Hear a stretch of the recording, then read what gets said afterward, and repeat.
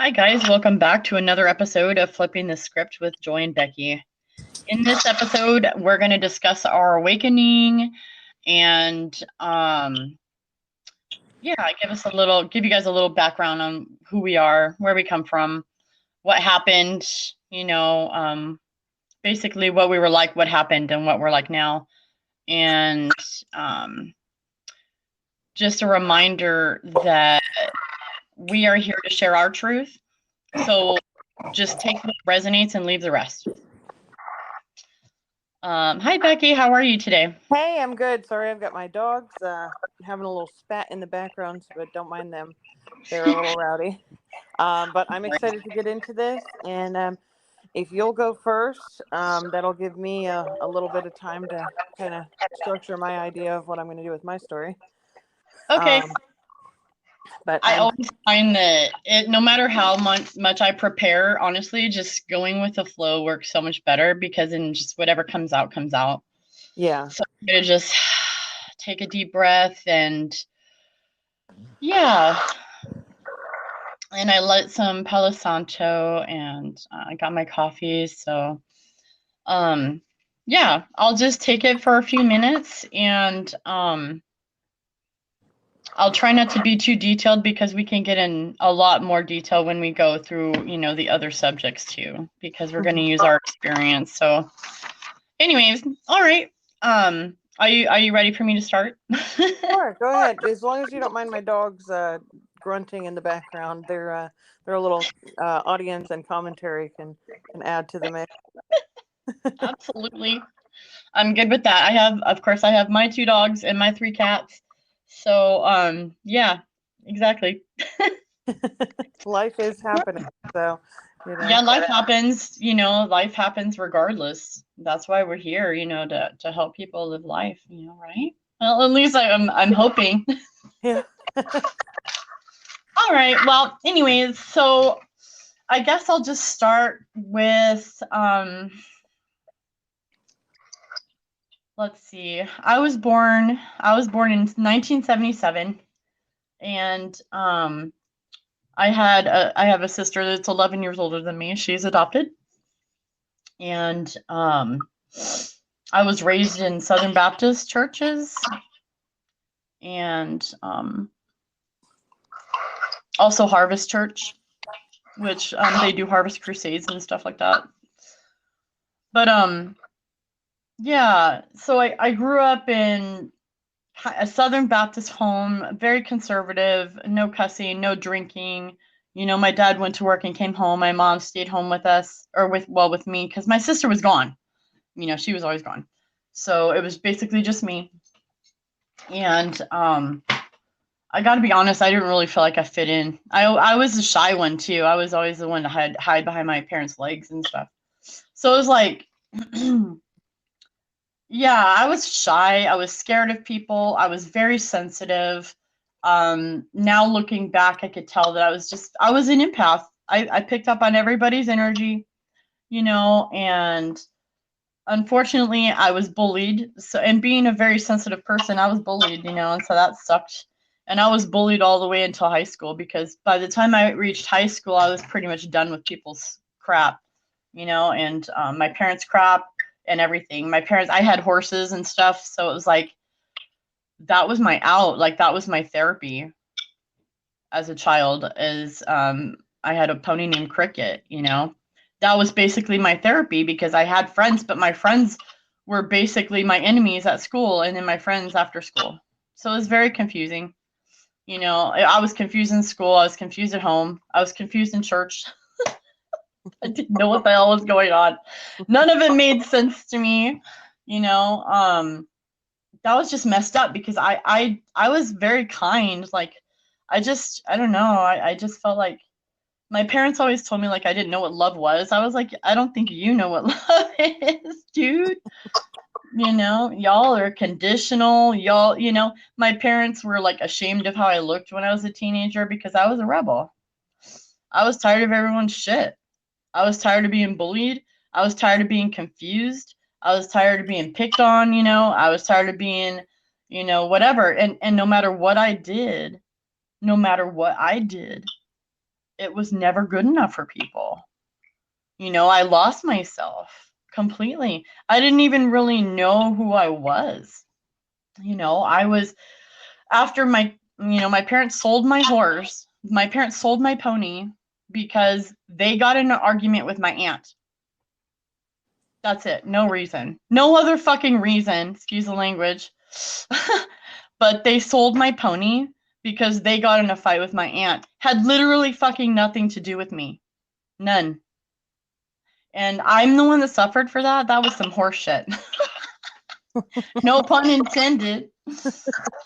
But by the time I was a teenager, I was very confused. I was a people pleaser. I basically thought I had to buy my friends. I had to buy love. You know, I had to give my body up in order to receive love or attention. That's just how I was, you know, how I thought, which is, you know, that was just my messed up mind, trying to people please, you know. So by the time I was a teenager, I was a runaway, and I was doing meth, and, you know, I didn't really like drinking, to be honest with you. I still don't. It's just not my thing. But unfortunately, I got into meth, and meth was like an easy out for all of my problems. It was a solution for all of my problems for a long time, you know. And I was a runaway. I lived in the back of trucks. I lived in dirt fields, you know. Boys basically just took advantage of me, and I let them. Let's see. I got pregnant at 15, you know, before it was cool, before it was on MTV. Yeah, before it was trendy to get pregnant as a teenager. Yeah. And I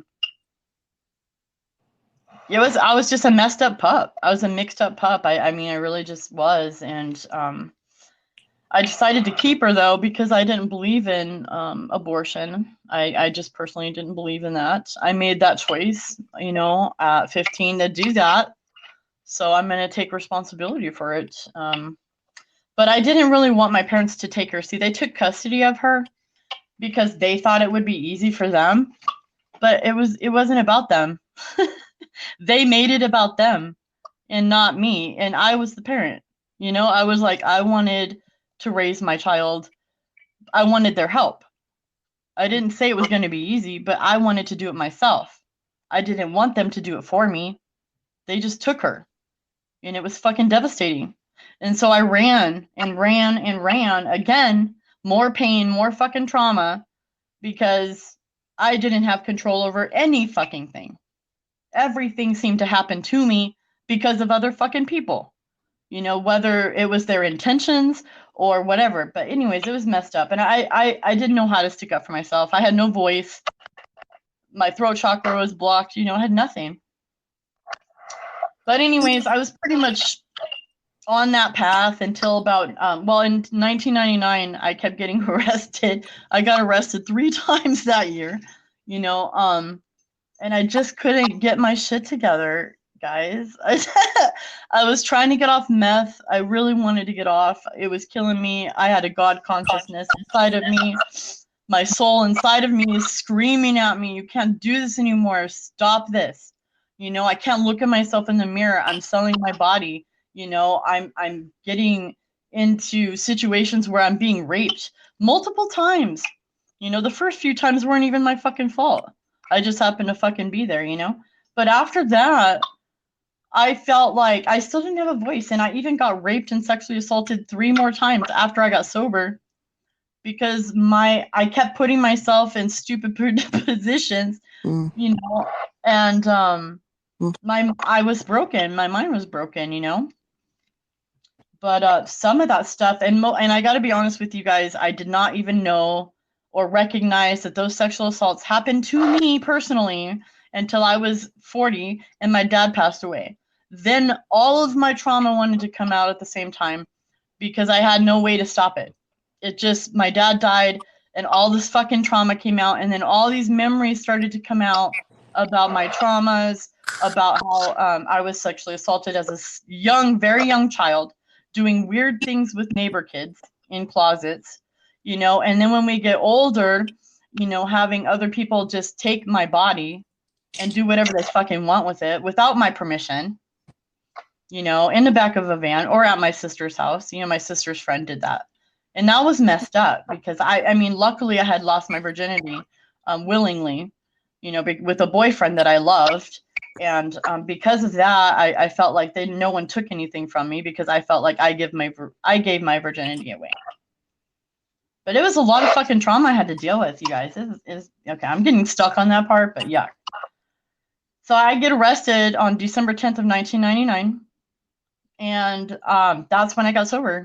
And I was in jail. I was in a program called RSAT, and I had to send notes. It was in Banning, California, and I had to send notes to the lady, the counselor. I send note after note after note every single day. I would send a note to her.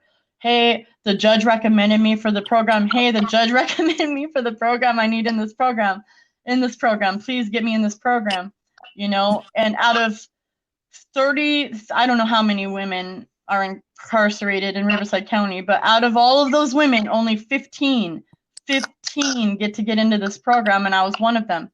And so I got in that program. While I did my time, I was working a program, got my GED, started doing meetings, started like learning how to live, dealing with my shit, dealing with my trauma, feeling my feelings, having people call me out on my bullshit in groups. Like that was the hardest shit, like for me, just to understand that I had there was shit wrong with me, okay? I had a lot of learning to do. I wasn't perfect. The world had fucked me up, and I had allowed the world to fuck me up. So yeah, looking at myself, oh my God, that was the hardest fucking thing because I always felt like I was perfect. I always tried to be perfect. That was me. I'm a Virgo. Virgo sun, Virgo moon. I had to be perfect. And so yeah, I started dealing with my shit, you guys. And I went to college.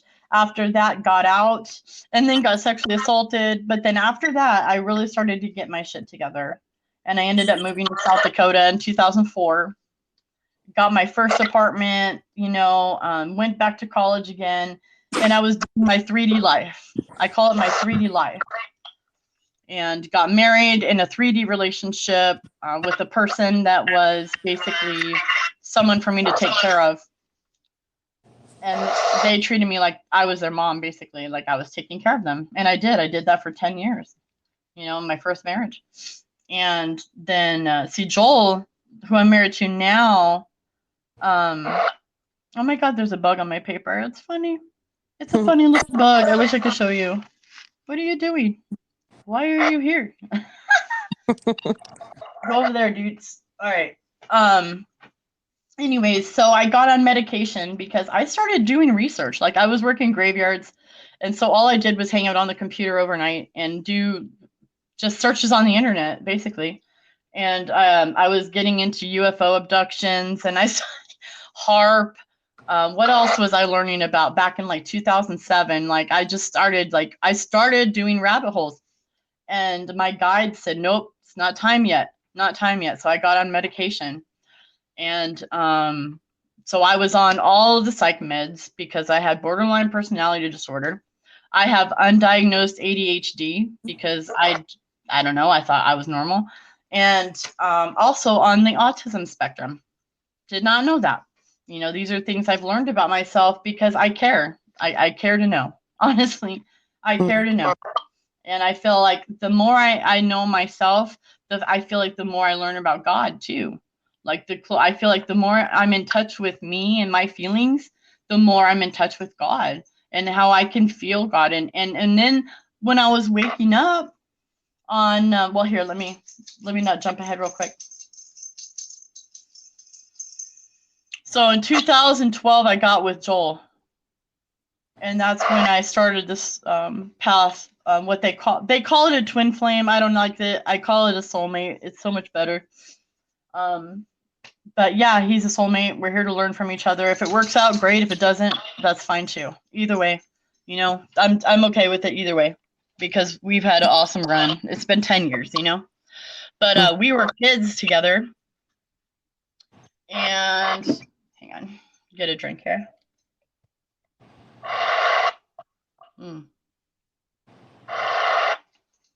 Yeah, back then I also learned about the satanic stuff. Like, someone was trying to tell me like Eminem was satanic, and I was just like, oh, okay, yeah, okay, so Eminem's satanic, right? Okay, you know, that was my attitude, like most people are today when I tell them that, you know. But yeah. So, anyways, I moved Joel out to South Dakota. I got him on a fucking bus because when I met Joel again the second time, he was living in a 20-foot travel trailer here in the desert. And I was like, oh, hell no, come out to South Dakota. And I got him on a fucking bus and I got him out there. It was awesome. We've been together ever since. It's awesome. But we moved back to California. My parents passed away.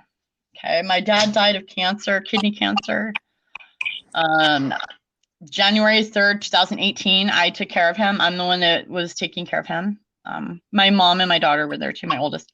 But after that, I took care of my mom, and my mom has been handicapped forever. So my dad took care of my mom forever, you know. So I took that responsibility after my dad passed away to take care of my mom. And then my mom just was like, I was like, she was so excited to be with us, and she didn't want to die, you know. She wanted to be with us, and she ended up passing away on December 18th, 2019, about, I don't know, 6 weeks after getting out of nursing care facility in 2019 because she fell and she hurt her hip and her wrist.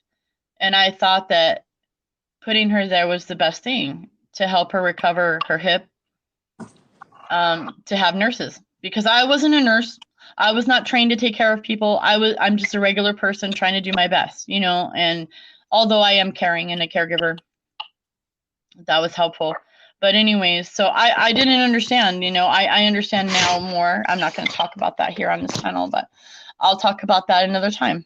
But about 4 months after that is when the lockdowns happened. And that's when I woke up, like after my mom passed away. It was like that, whatever, she was like a key for my path. And once she was, you know, once she was gone, it was like I was able to learn and be more accepting of spirituality and not just what's out of the Bible. It's, you know, I've learned a lot about that stuff, you know, now. And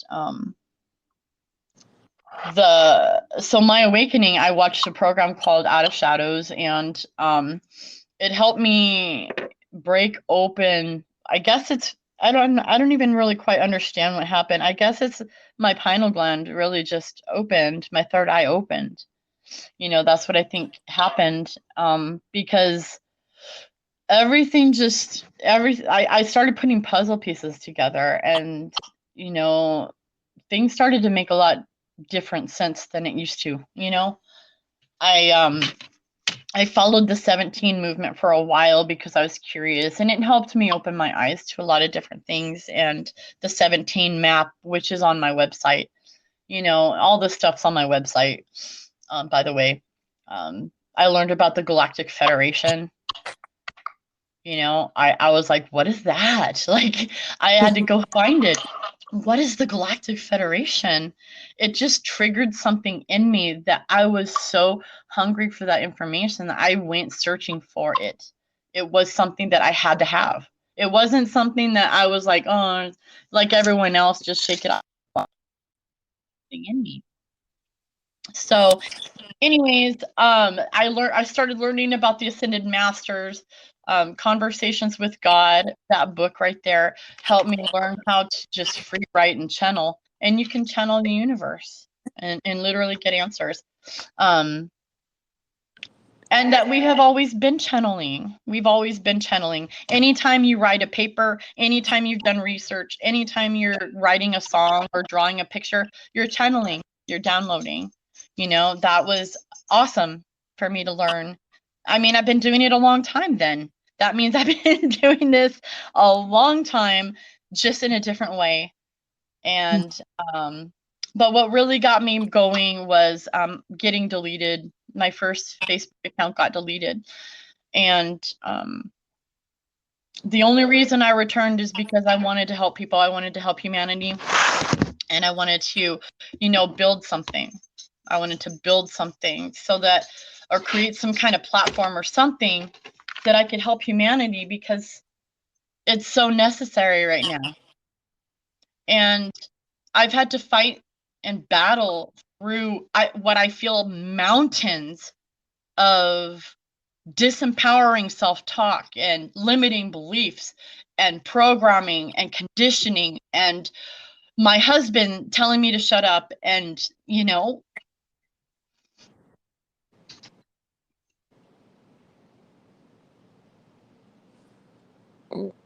You still there?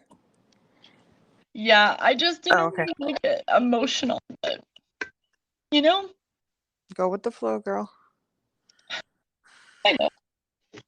I always get emotional because my heart is open, you know? That's part of it. It's just part of feeling. And it's not bad or wrong like we've been taught. Like, we're like, oh, you see someone crying and, oh, look at that crybaby or whatever. But that was never me. Even when I was high, I see someone hurt, I'm always trying to help. Like, I was in like the worst places, still trying to help. Like, seriously, I've always tried to look for the positive, you know, and most of all, more than anything, I've always wanted to just be real, you know, whether it's bad, whether it's good, it doesn't fucking matter. Be real, just be. If you want to cry, cry. If you want to yell, yell. If you need to tell somebody something, say it. Don't water yourself down. There's a reason why you're saying it, and you might not even understand it. That's why it's important to just speak what comes up, whatever comes from the inside of you. Like, I feel when I need to speak, I literally feel like this burning sensation in my gut. I really do. And it's like my inner, I don't know, God, or my higher self, I guess. My higher self just saying, go for it, just say something, even though it might sound mean to that person. Maybe it's what they need to fucking hear at that time. You know, believe me, when I got called out on my shit in group, it wasn't comfortable, and it was like, it wasn't even what I wanted to hear, but it was fucking necessary. It needed to be said.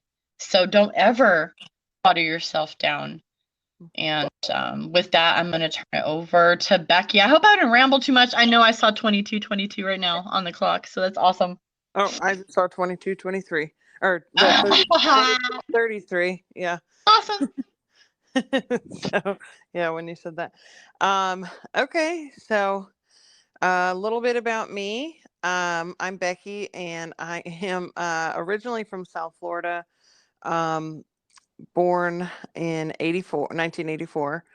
I was raised Catholic with a very conservative political family. My family was pretty heavy in politics.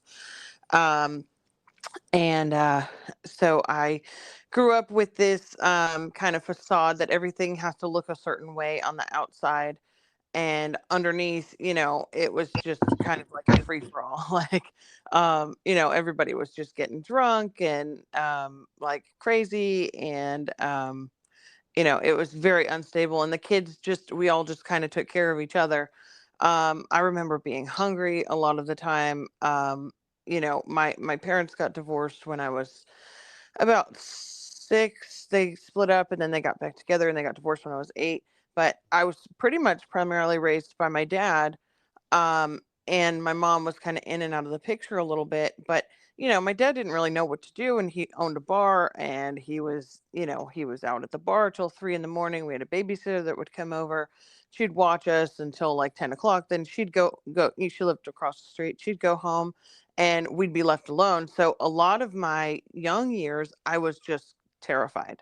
I would stay up until 3 in the morning when my dad would come home, and I would wait for him to come home before I'd go to sleep. So I remember as a young child just always being afraid, always feeling like somebody's going to break in, listening to the sounds, like feeling like I'm not alone, like somebody's there watching me, or someone's going to hurt me, like just this fear of just something bad's always going to happen.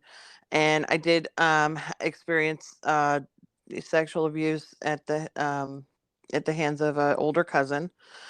I think that was about 4 or 5 years old. I can't remember. I actually suppressed that memory until I was a teenager and then started having like dreams of that.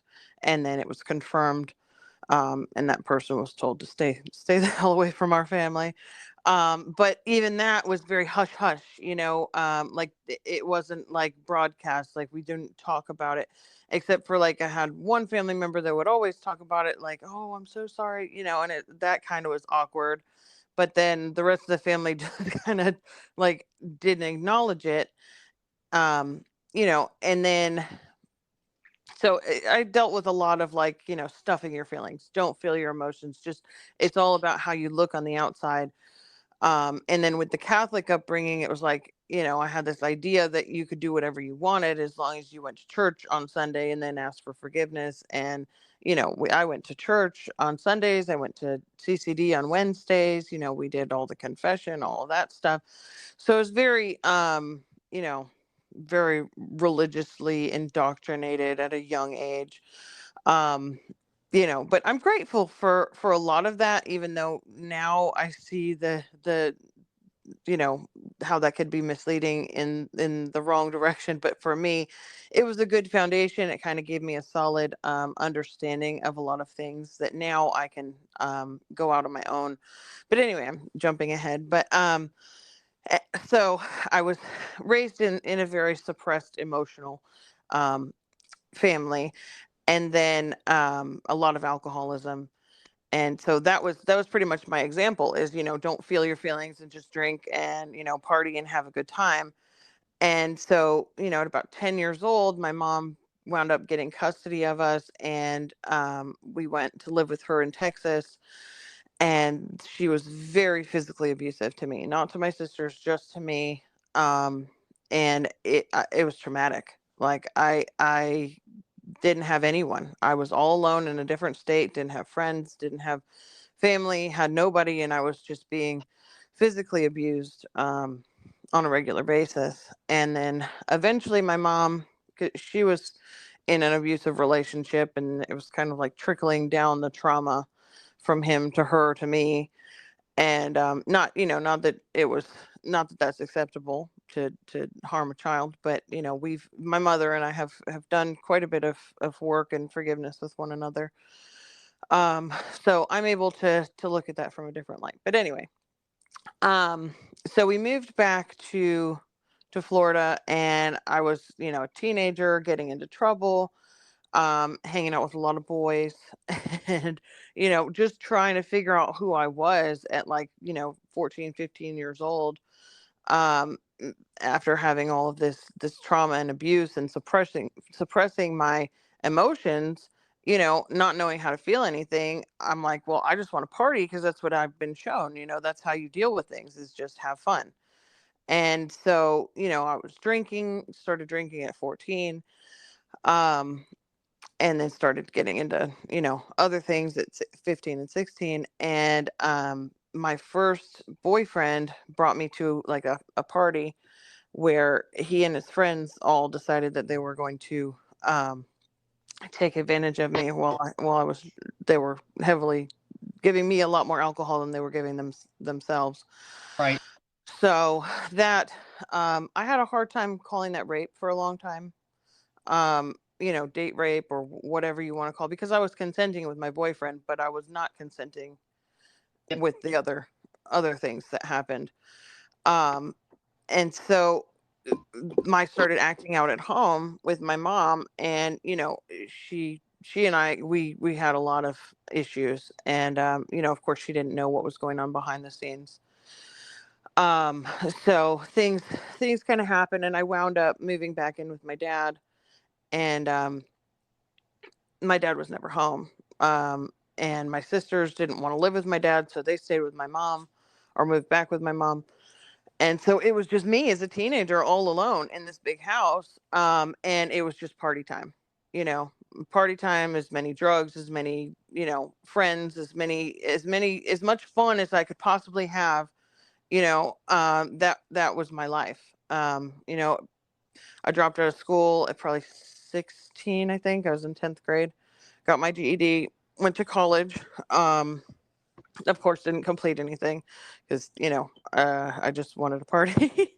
um, so I was working. I always had like some kind of job. It was always just something small, something to pay the bills to. I mean, I didn't have bills, but just pay my car and pay for my drugs.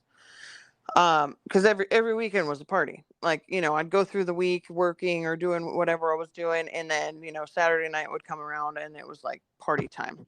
And then the rest of the week is basically recovering from that. So I like, my teenage years are very much in a fog. But I always had this feeling like my family, like they were judging me. They were disapproving of all of the things that I was doing, even though they did all the things that I was doing themselves. Just, you know, I don't know. I always just felt like I didn't fit in. It was just a very awkward feeling. Um, so I didn't really enjoy spending time with my family. I try to stay away from them as much as possible because they just were very judgmental, and I guess that might be a Catholic thing, but very controlling and judgmental.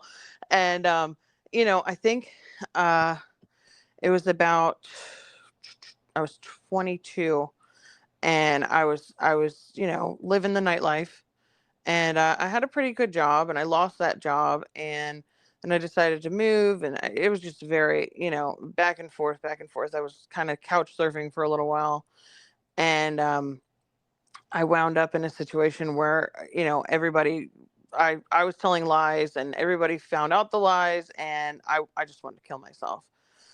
Um, so I got really, really depressed. I called my uncle. He took me to a treatment center, and at 22, I went into a treatment center, and um, it was great for therapy. Like, I loved it. I No loved way. the I was therapy. I 22. loved I I, loved having some place where I could just, I felt welcomed. I felt, yeah.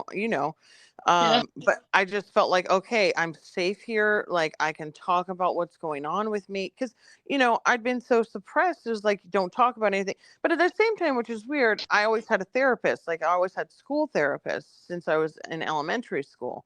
So I've always known how to talk about my issues. I just, it just never, it never seemed to be the fun thing to do at the time. But then, at 22, when I finally went into this treatment program, I just started really, really finding out who I was, and then what was weird was my family started treating me like I was a pariah. Like, they'd have their drinking parties, which was every weekend. And, oh, maybe you shouldn't come. Maybe you shouldn't be here. Oh, we don't want to drink around you. And it's like, you send me to treatment, you wonder why I'm this way, and now you want me to be here, but then you make me feel unwelcome. So it was just this weird thing. And I think I had like a year of sobriety, and I decided that I was going to go get fucked up. I don't know what led to it. I can't even remember. And the same night, I just felt like, you know what? I really don't even want to do this anymore. I mean, I'd had a, times in the past where I'd been like, okay, I'm going to kill myself, whether it was just trying to get attention, or if I was just, feeling depressed, or what. But this time I really was like, I have nothing. Like, I didn't have a job. I didn't have, the support of my family. It was all just fake. Everything just was like this on the surface level, and there was nothing deep. Even my sobriety at the time, I didn't know anything about the big book or the steps or any of that stuff at all. I had just a very basic knowledge. I went to the meetings and I did what I was supposed to do, but I was just doing what I was told to do. I wasn't doing anything authentically. Um, so when I got messed up that night, I just said fuck it, and I went and I took a whole bunch of like a giant bottle of Tylenol PM and downed about half of it, and said that's it. I think I wrote a note, and it was tucked underneath me when they found me, and I didn't want to do it anymore. That was in 2009, so I think I was like 24, and I had a NDE, I had an out of body, and I'll go more into detail about it Mm. in another episode that we talk about. But yeah, I had a pretty much an awakening in that. Um, it was almost like the person that I was before that happened kind of stepped out, and then who I am now stepped in. Like they talk about walk-ins, and I feel very much like that was like I have memories of my life before that, but I don't have a connection to it. Like my morals have changed, my values have changed, my spirituality, my connection to God is completely different. Like almost like it's just a light switch flipped. Yeah. Um, from that moment. So I spent 3 days in a coma and in the ER, and in the same time, my grandfather wound up in the same cardiac ICU, and he passed away. And I'll talk more about that. But I believe that he made a deal so that I could continue. Um, but and that was hard because then I got out of the hospital after trying to commit suicide. My grandfather had died, so there's this huge funeral. Everybody's drinking. Nobody will let me leave the house because they're afraid I'm going to kill myself, and they're all having this drunken party, and I'm like, what the frick? Like, you want me to not kill myself? You want to trap me in here? Tell me I can't drink and that I can't use drugs, but you're all doing everything in front of me, and I'm the bad one, you know. Mm. And my uncle pulls me aside, takes me out. I don't know if he even took me to eat or whatever, but he wanted to take me out. And he said, I need to protect your grandmother. You can't live here anymore. And basically, like, kicked me to the curb. Like, all right, you got to figure it out. So at that point, I'm like, what the hell do I do? Like, what do I even do? Yeah. I was just lost. I tried. Um, I tried a lot of things. At that time, I was diagnosed with a whole like I've got like pages from the doctors of diagnoses. I mean, they couldn't pinpoint anything. They're just like, it could be this, it could be that, it could be bipolar, it could be BPD, it could be, I definitely identify with depression and anxiety and understand that is very prevalent even now. Um, but and that's when I started the medications. But at the same time, so anyway, I'm all over the place. But so the uncle that basically kicked me to the curb at the same time introduced me to Eckhart Tolle. So I'm living in a halfway house because my family, they didn't have anywhere for me to go. I didn't have a job or anything, so they put me in a halfway house, and um and I'm listening to Eckhart Tolle every day. Mm.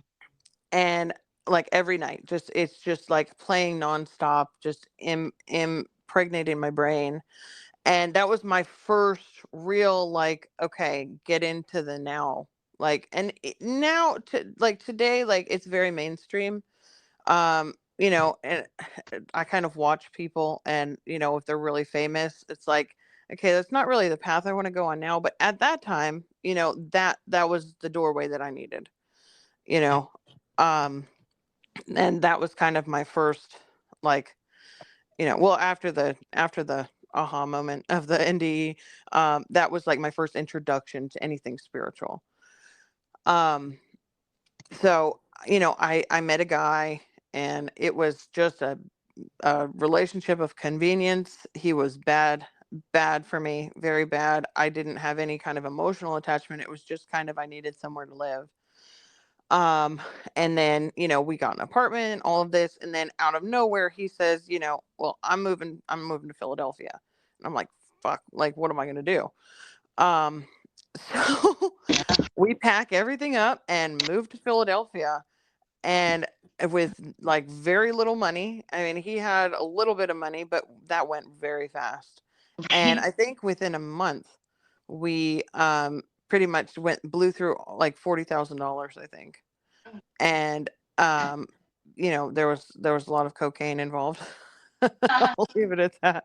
And he was very, very paranoid, and we were living in a hotel room, and like one of those weekly rental places or Yeah. whatever, and he was like really paranoid, like would stare out the peephole of the hotel room every night. And I'm sitting here going, shit, like, oh my God, all my stuff is in a storage unit. I'm living in a hotel room. What the hell do I do? Like, how do I get out of this? At this point, my body wouldn't even let me do cocaine anymore.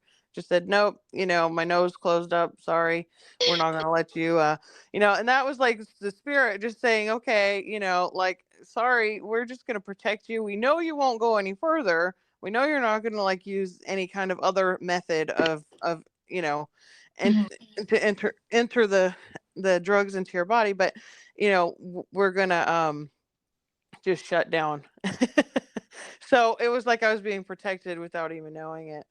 And yeah, and then my mom, she's like begging me to come move to Georgia, and that's ultimately how I ended up here, where I am now. And that was in 2010, I want to say 2010. Yeah, I think 2010, October of 2010.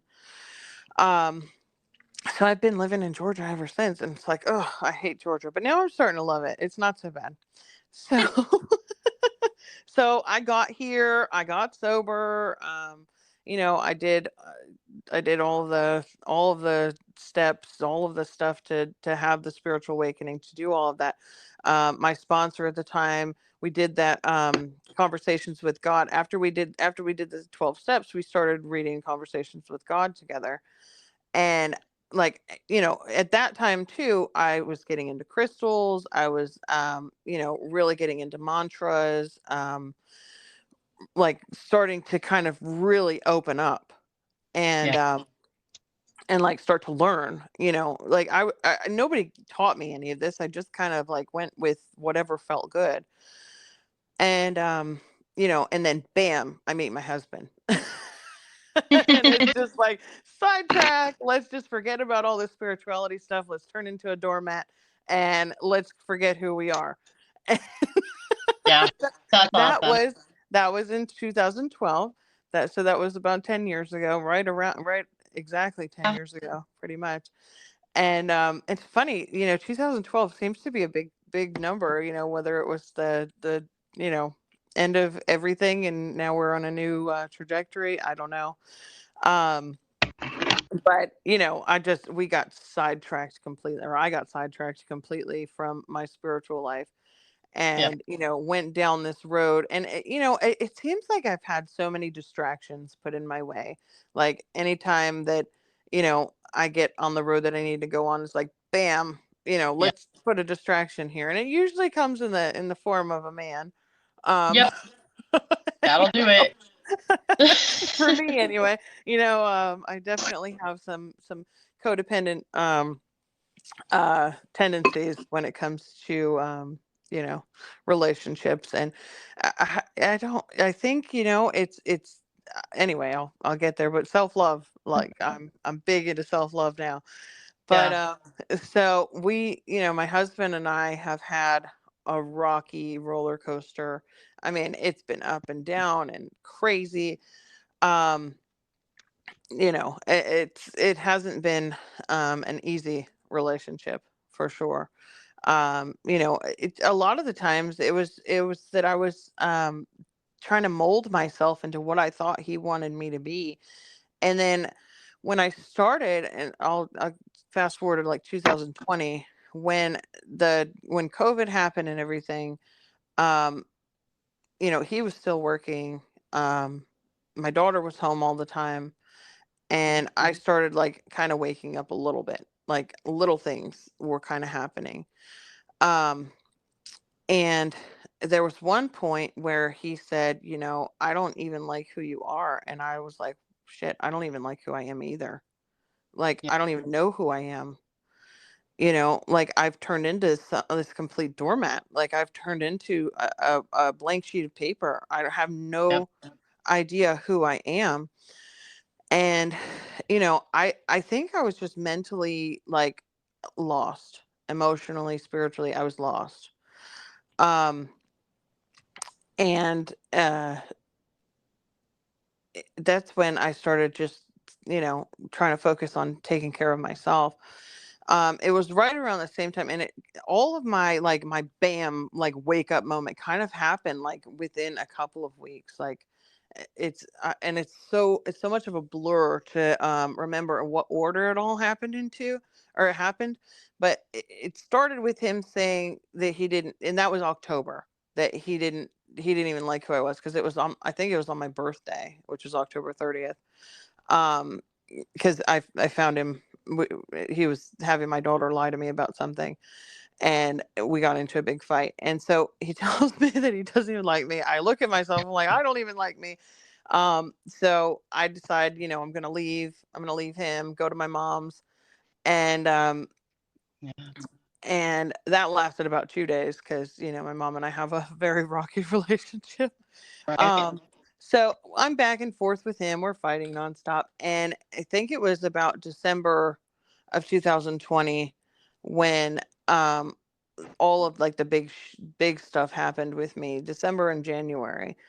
And I made a decision that I needed to like get down on my knees and ask God to help me, because I had no idea, like no idea what I was going to do. I think I was just taken to a point where I was like, I don't know how to survive this. I don't know how to be okay. Um, if my marriage is failing, if my life is, if everything is just like, I didn't know where to go, like what to do. So I just like got down on my knees and started praying. And then all of these like things started happening, and I thought I was losing my mind. I mean, I thought, okay, I must be crazy, but most crazy people don't know that they're crazy. So I'm just going to go with this and see where it takes me. And I mean, I think it pretty much started with me having I can only describe as like an identity crisis. I got I had a big bonfire all by myself. Um I think it was like right around New Year's. Had a huge bonfire, and I burned like all, not actual things, but um symbolic things, symbolically, of myself, of like that don't represent who I really am, who I was trying to be. Like I got dressed up in like this punk rock outfit, because I used to think that if I was punk rock I'd be cool, because all my friends are punk rock. And so I got dressed up like that, and I did this bonfire, and I'm like out there, and my dog is there with me, and like I start communicating with her. She's telling me she's a unicorn, and I'm like, all right, cool. And so I'm burning all this stuff, and all these things come to me about all of these pedophiles and all of these things that they're doing to these children. And so I'm like casting this, like Yep. this, all of this out into this bonfire, and like watch, and like, oh my god, like all these truths just started flooding to me. And none of this is even happening where I'm like researching. I didn't rabbit hole any of this. Like all these things are coming to me, this 1,000 years of peace, um like all of these things that are like biblical things. And I'm going like, what does this Yeah. even mean? And then I get confirmations later, and I'm like, how did I even know any of that? Like Yep. who was like, where was that coming from? So, I'm in my hot tub another night, and I'm like, all right, I don't know if I'm crazy. Another time I'm like turning myself over. I'm like, God, let me do your will, whatever I need to do your will. And I see this hologram, or something that looked like which I later came to find out was an Arcturian, coming out from my daughter's, the sand box of her playground, like far enough to where I wouldn't be scared, but Yeah. close enough to where I could make out what it was. And it wasn't like, there was no words, it was just thoughts beamed into my head. And it was like, this is your initiation into the Galactic Federation. And I'm like, what the hell is or the Galactic Federation of Light, or whatever, I don't know. I was very confused at the time. Like I don't know what any of that was. And um like I think, like, it took me a long time to like even know, like I'd never heard of this. Like, what the hell is the Galactic Federation? Like, what is this? Like, who are you people?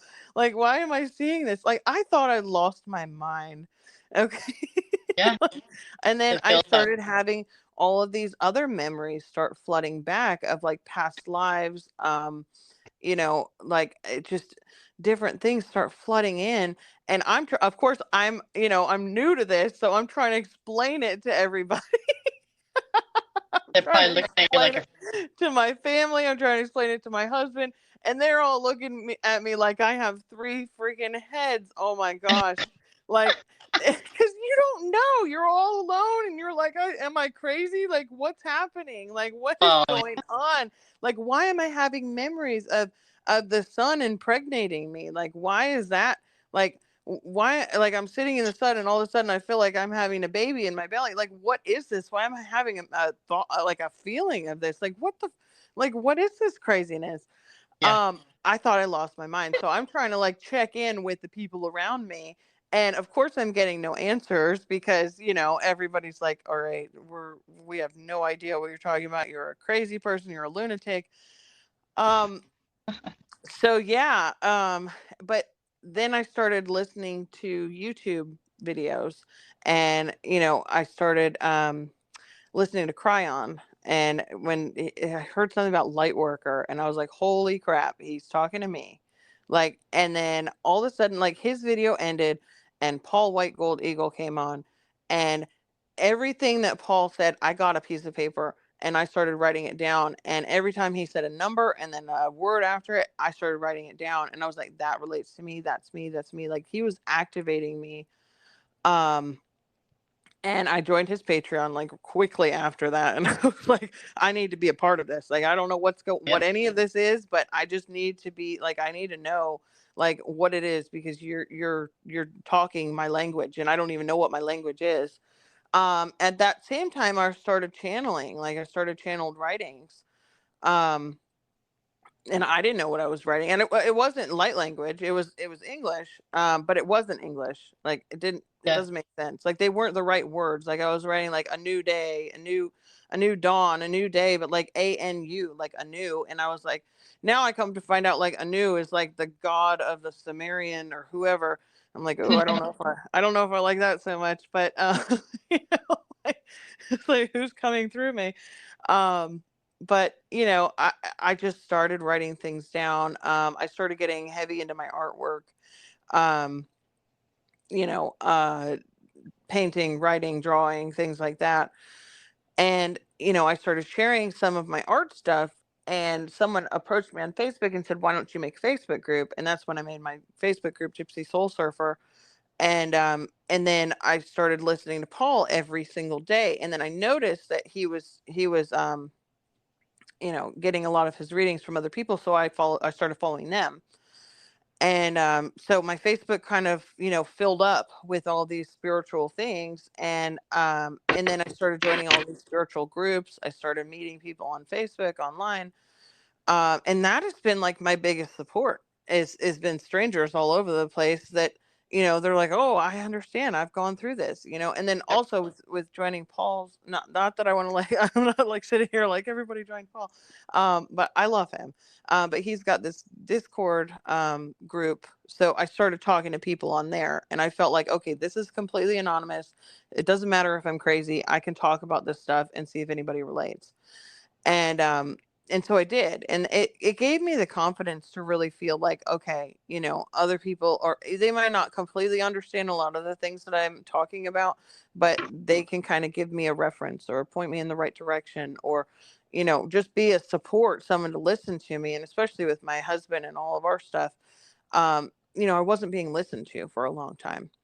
Yep. And I was looking for him to give me all the things that I needed to give myself. So Same.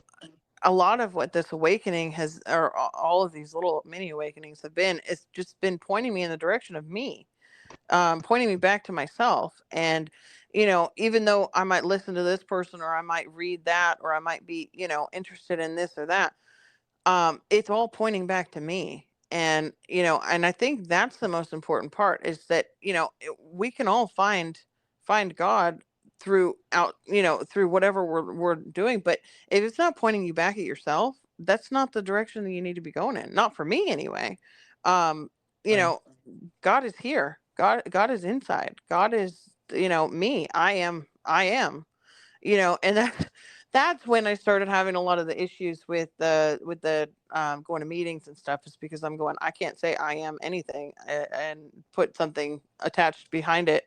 You know, Yeah. so I started having like a crisis, like, well, I can't do that. You know, I'm not saying I am powerless, you know, I'm going to say I'm powerful, because, you know, it's just, it doesn't go along the lines of what works for me now. You know, it helped me, you know, all of those things definitely helped me to get where I am, and I'm grateful for all of it. But, um, you know, so through all this, I've been introduced to the I am discourses through Saint Germain, and that was like, whoa, you know, Yeah. I really liked those. But you know, it's been one rabbit hole after another. I don't even know where to get into it. But you know, I tend to stay more on the spiritual side of things, because the truth, like the truther side of what's going on in the world, that Is stuff is heavy. And I am aware of a lot of it. And I will delve into some of it, but when it gets really dark, I've had to step back. Um, but now I feel stronger in my abilities, so I can actually watch. So I watched that out of the shadows the other night, and it was funny because in the past, if I was watching something like that, I would be going, oh my god, what do we do, like how do we change this, there's nothing we can do. And I wasn't like that. I was watching it and I was putting my hands up and I was sending out light and Reiki, and I was like, I'm healing this just by watching it. And yep. that's what I can do. You Yep. know, I'm healing this just by being aware of it. Yep. And that's what people don't realize. That's why people are spreading truth, is because your awareness is healing it. Your desire for these evil things not to be taking place is healing it.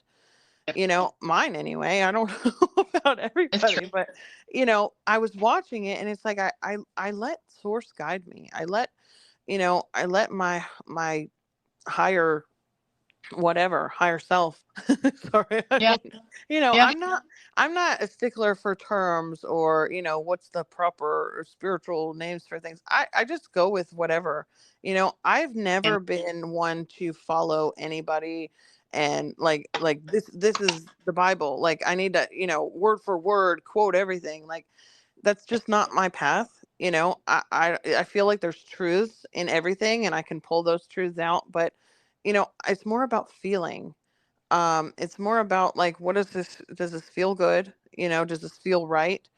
Um, and what feels right for one person might not feel right for me, you know? And I do a lot of just kind of going with the flow, letting my gut guide me and whatever feels right. And what's funny is that a lot of the time I'll do something and then 10 minutes later or an hour later or a day later, somebody else is like sharing something Yep. and they're like, this is how you do this. And I'm like, I just did that intuitively without Yeah. anybody telling me. And that was weird, but thank you for the confirmation.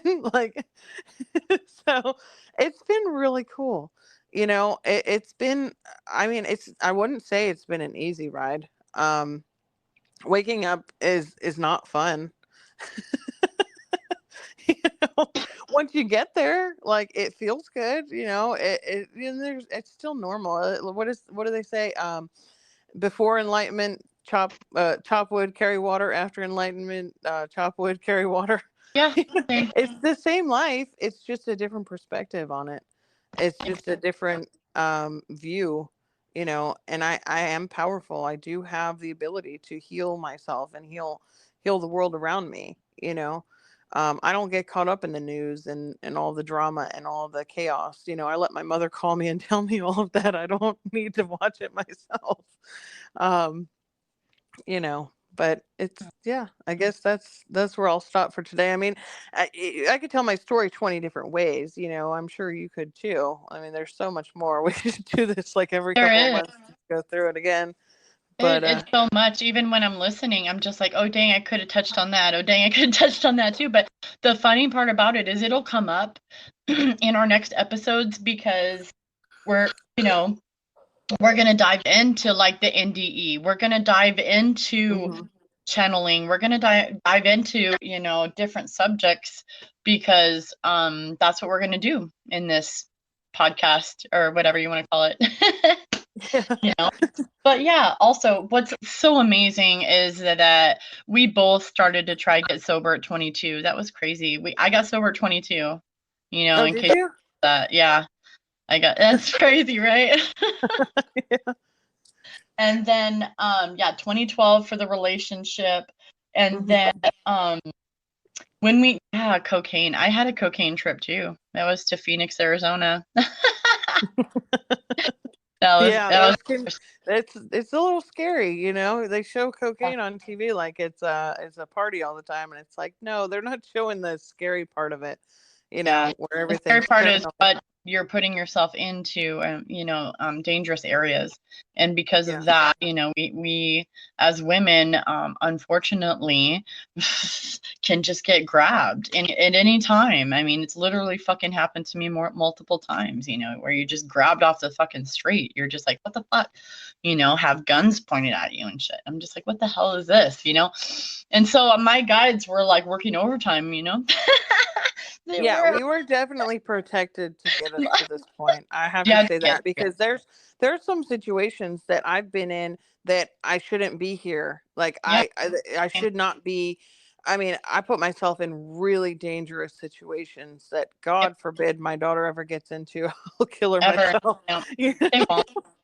They won't have that need because you know what? We are healing ourselves and the mother wound in us so that we can be a whole mother for them. Isn't that freaking amazing? That's Yeah. the best part is that when Oh, we I know. ourselves, girl, we're I know. helping. Well, the number one thing is like talk about your stuff. Whatever you need to talk about, you have a safe place here. Don't hide anything. That Say is it. like the number one thing. You know, I've always been like I call it free range parenting. Like I Yeah. want her to bump her head. I want her to But experience life. Now, don't suppress it, feel it and learn from it yourself. That way you know, okay, these are my boundaries. I mean, I give her loose boundaries, but as far as like, go ride your four-wheeler off the driveway next door and get road rash, you're going to learn a lesson. You're not going to do that again, are you? You know, yep, exactly. she's That's got the the thing. scar to prove it. Yeah. I try not to say a lot, I mean, I was too. I was in the beginning. I mean, like I had talked to you privately about how I was fucking mean. I was mean. And it's because obviously I had a lot of trauma and a lot of pain, and I didn't know how to handle it either. No one told me how to handle my emotions or what to do with my feelings. Like they were never valid. They were always wrong. I was always bad or shameful, and it was always something, and so I had to learn a lot, but real quick, we'll end the podcast here, but I did want to touch on, you said Paul White Eagle, right? And then Mhm. I learned by Lori Ladd.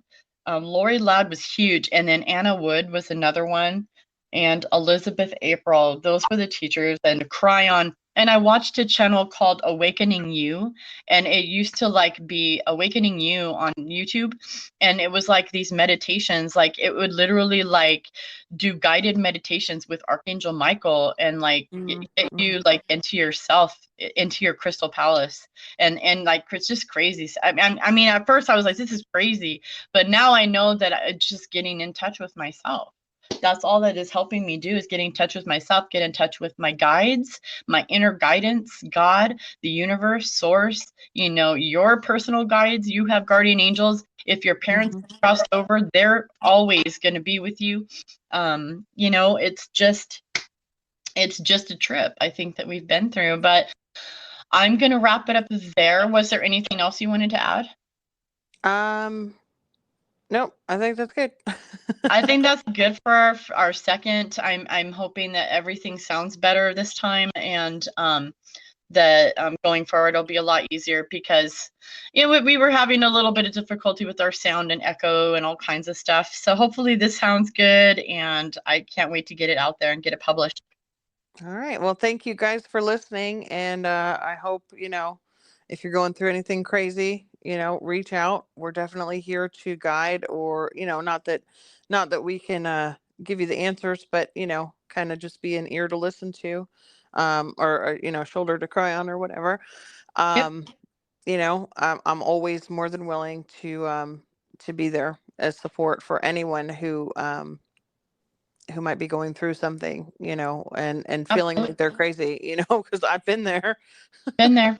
We've been there, and we are just stay-at-home moms, you know what I mean? Like, we're not, you know, doctors or, you know, yogis or gurus or anything, you know. We might be, you know, but we are masters in the making just because we want to be, just because we want to better ourselves and work on ourselves, you know. And as we're doing that, we are healing, you know. So also, to get in touch with us, go into the description below. You can get in touch with Becky or me. Either way, we're all here for you.